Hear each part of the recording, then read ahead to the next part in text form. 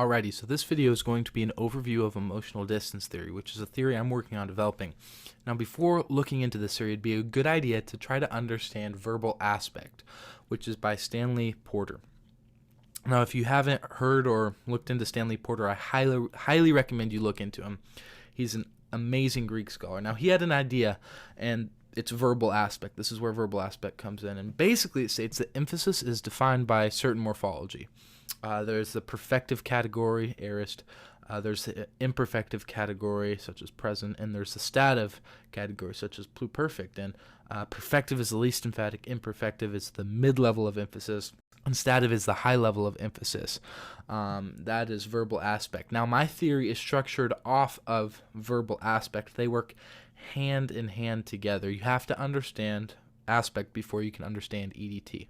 And my theory simply states that there are two layers, not just one, to look at when understanding emphasis. The first one being aspect, and then the second one being actual emphasis.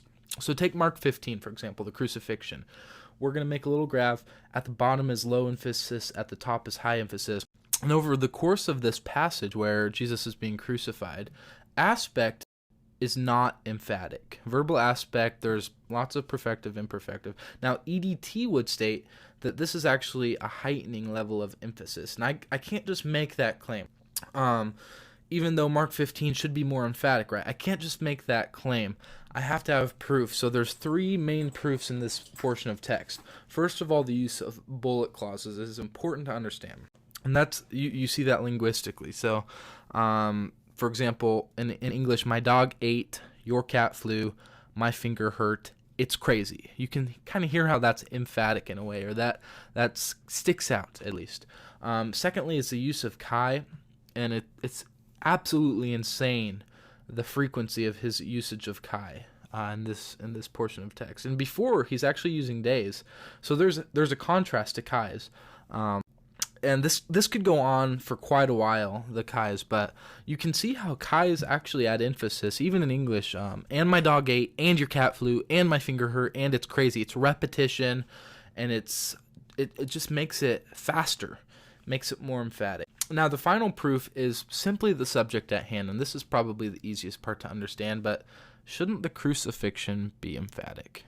Shouldn't it be a topic of insane nature? Now, once you've looked at layer one, which is aspect and EDT, you can check those off and say that, pat yourself on the back, you've done a good job. Now, naysayers, on the other hand, they might say this is just a narration, or the author wasn't even there. This is a secondhand story. And to people who think that it's just a narration and that's why there's this low emphasis aspectually, I would state that there are other portions of text that are narrations where the author still chooses to use perfect, pluperfect, future verb. And as far as the author not even being there, well, were you there, and do you think it was emphatic? That would be my response. And in the end, it's important to note in this text there is something more there, and that's where EDT comes in. Now, EDT is great. If you think of a preacher making something easy to understand, EDT is great for that. It's easy to understand, but at the heart of EDT, it's important and absolutely essential to understand that it is using linguistics to look past them, and it's getting to the author's original intent. It's only good-natured. Now, of course, I'm just a student at Oklahoma Christian in second year Greek, so what do I know? But at the end of the day, I'm trying to get to the bottom of things. I'm trying to understand the New Testament to the fullest level. So if you can just remember emotional distance theory, that my theory is structured off of verbal aspect, and that there is something more in the text. You have to have proofs, and you have to look at both aspect and actual emphasis level. Look at the two layers, then you're going to be A-okay.